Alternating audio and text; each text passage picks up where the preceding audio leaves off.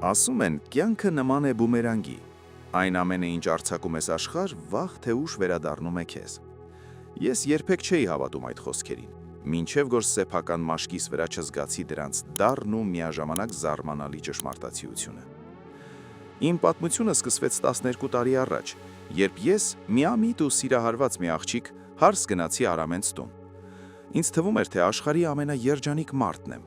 Արամը բարի էր, աշխատասեր, բայց ուներ մի մեծ թերություն. նա երբեք չէր կարողանում հակառակվել մորը, տիկին Անահիտին։ Անահիտը հենց առաջին օրվանից ինձ չընդունեց։ Նրա համար ես ընդամենը մի աղջիկ էի հասարակ ընտանիքից, ով եկել էր տիրանալու իր միակ որդուն եւ նրանց տանը։ Ամեն օրը սկսվում էր նրա դժգոհ հայացքով եւ ավարտվում կծու դիտողություններով։ Անի, էս ինչ անհամ ես եփել։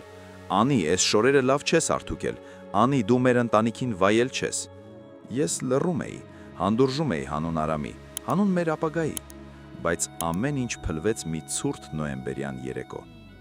Այդ օրը տիկին Անահիտը հայտարարեց, որ իր թանկարժեք ոսկյա մանյակը կորել է։ Նա առանց վարանելու մատնացույց արեց ինձ։ Ես ապշած էի, ես երբեք ուրիշի իրին ձեռք չէի տվել, առավել ևս նրա ոսկիներին։ Արամը տուն եկավ, եւ մայրը նրան ներկայացրեց մի իսկական ներկայացում, լացակումած ձայնով պնդելով, որ ես գող եմ։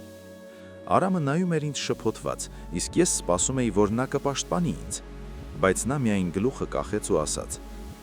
«Անի, եթե մայրս է ասում, ուրեմն մի բան գիտի։ Երևի ավելի լավ կլինի, որ դու մի քանի օրով գնաս քո հայրական տուն, մինչև ամեն ինչ հանդարտվի»։ Անահիտը սպասում էր հենց այդ պահին։ Նա վերցրեց իմ ճամբրուկը, որն արդեն նախապես հավաքել էր, ու շպրտեց դռնից դուրս։ «Էլ չհամարձակվես հետ գալ, մեր տանը գողերի տեղ չկա», գոռաց նա բոլոր հարևանների ներկայությամբ։ Ես կանգնած էի փողոցում, անձրևի տակ, ընդամենը մի բարակ բաճկոնով, իսկ ամենասարսափելին այն էր, որ ես հենց այդ օրն էի իմացել, որ հղի եմ։ Ես ուզում էի ասել այդ մասին Արամին, բայց նրա սառը հայացքը եւ մորը հնազանդվելը ինձ ստիպեցին լռել։ Ես շրջվեցի ու հեռացա, երդվելով, որ այլևս երբեք թույլ չեմ տա ինձ նվաստացնել։ Այդ օրվանից սկսվեց իմ դժոխային, բայց եւ հաղթական ճանապարհը։ Ծնողներս ինձ ընդունեցին, բայց ես չէի ուզում նրանց բեռ դառնալ։ Տեղափոխվեցի Երևան, վարձեցի մի փոքրիկ նկուղային սենյակ ու սկսեցի աշխատել։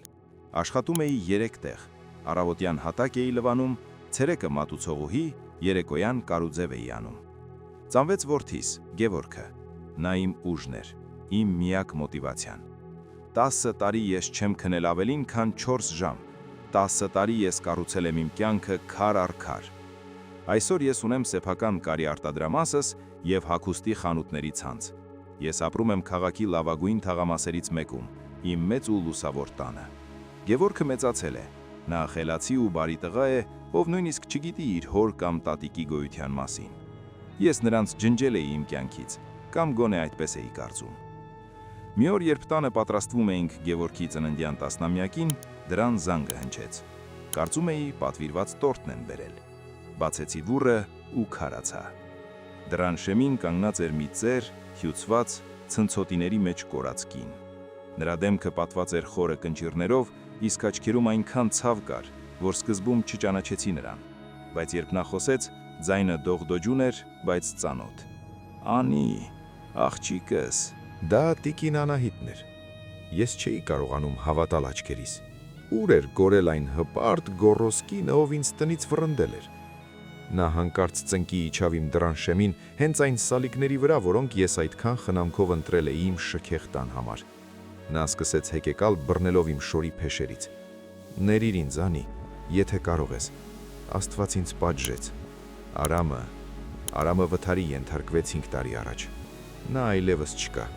Իսկ ես ամեն ինչ կորցրեցի։ Մեր տունը խլեցին պարտքերի դիմաց։ Արամը խաղամոլության մեջ էր ընկել քո գնալուց հետո։ Ես մնացել եմ փողոցում։ 10 տարի ես ապրում եմ այս մեղքով։ Այն մանյակը ես էի թաքցրել, Անի։ Ես ուզում էի քեզնից ազատվել, որովհետև նախանձում էի քո երիտասարդությանն ու այն սիրուն, որ Արամը տալիս էր քեզ։ Ես լսում էի ու չէի զգում ոչ մի ատելություն, միայն դատարկություն։ Իմ առջև ոչ թե իմ թշնամին էր, այլ մի կործանված մարդ, ով սեփական ձեռքերով քանդել էր իր ու իր որդու կյանքը։ Այդ պահին տանից դուրս եկավ Գևորգը։ Նա նայեց ծնկաչոփ կնոջը, հետո ինձ ու հարցրեց. «Մամ, էս տատիկնով է, ինչու է լաց լինում»։ Անահիտը նայեց Գևորգին ու նրա աչքերը լցվեցին զարմանքով ու սարսափով։ Նա տեսավ Արամի պատճենը, նույն աչքերը, նույն հայացքը։ Սա իմ թոռն է, շշնջաց նա, ձեռքը մեկնելով դեպի երեխան, բայց վախենալով դիպչել։ Ես մի պահ լռեցի։ Իմ մեջ պայքարում էին երկու զգացմունք՝ արդարության ծարավը, որն ուզում էր դուռը փակել նրա երեսին, եւ այն բարությունը, որը մայրս էր ինձ սովորեցրել։ Ես հիշեցի այն անձրևոտ գիշերը, երբ ես էի ծնկի եկած խնդրում, որ ինձ չվռնդեն։ Բայց ես նրա նման չվարվեցի։ Ես կռացա, բռնեցի նրա դողացող ձեռքերից ու օգնեցի բարձրանալ։ Տիկին Անահիտ, վեր կացեք։ Իմ տանը ոչ ոք ծնկի չի իջնում։ Դուք ուշացել եք 10 տարով։ Արամին ես վաղուց ներել եմ, իսկ ձեզ ներել է կյանքը, ձեզ այստեղ բերելով։ Ես նրան ներս հրավիրեցի, ոչ թե որպես սկեսուրի, ոչ թե որպես ընտանիքի անդամի, այլ որպես մի անօգնական ծերունու, ով այլևս գնալու տեղ չուներ։ Ես նրան կերակրեցի, տվեցի մաքուր շորեր ու թույլ տվեցի մնալ հյուրասենյակում։ Բայց մի բան ես հստակ ասացի. դուք կմնաք այստեղ այնքան, մինչև ձեզ համար խնամքի տուն գտնեմ, որտեղ ձեզ կհոգան։ Բայց Գևորգի համար դուք տատիկ չեք դառնա։ Տատիկ լինելու իրավունքը պետք է վաստակել, իսկ դուք այն դեն եք նետել 10 տարի առաջ։ Այդ գիշեր ես երկար նայում էի քնած որդուս։ Ես հասկացա, որ իմ հաղթանակը ոչ թե իմ փողերն էին կամ մեծ տունը, այլ այն, որ ես թույլ չտվեցի դառնությանը սպանել իմ մեջ մարդուն։ Անահիտը մնաց մեզ հետ մի քանի ամիս, մինչև ես նրա համար ապահովեցի արժանապատիվ ծերություն մի լավ վայրում։ Նա ամեն օր հեռվից նայում էր Գևորգին ու լաց լինում։ Դա նրա պատիժն էր, տեսնել այն երջանկությունը, որի մասը կարող էր լինել, բայց երբեք չի լինի։ Կյանքը իրոք բումերանգ է։ Այն մեզ վերադարձնում է ոչ միայն մեր արած վատը, այլև ստիպում է առերեսվել մեր խղճի հետ, երբ արդեն ուշ է ինչ-որ բան փոխելու համար։ Ես սովորեցի մի կարևոր բան. երբեք մի փորձեք կործանել ուրիշի կյանքը, որովհետև այդ փոսը, որ փորում եք ուրիշի համար, մի օր դառնալու է ձեր միակ ապաստարանը։ Այսօր ես ապրում եմ խաղաղ, Գևորգը մեծանում է, չիմանալով ատելության համը։ Իսկ ես ամեն անգամ դուռը բացելիս հիշում եմ այն դասը, որը տվեց ինձ ճակատագիրը։ Ներելը թուլություն չէ, ներելը հզորների առավելությունն է, բայց հիշելը դա այն վահանն է, որը թույլ չի տա պատմությանը կրկնվել։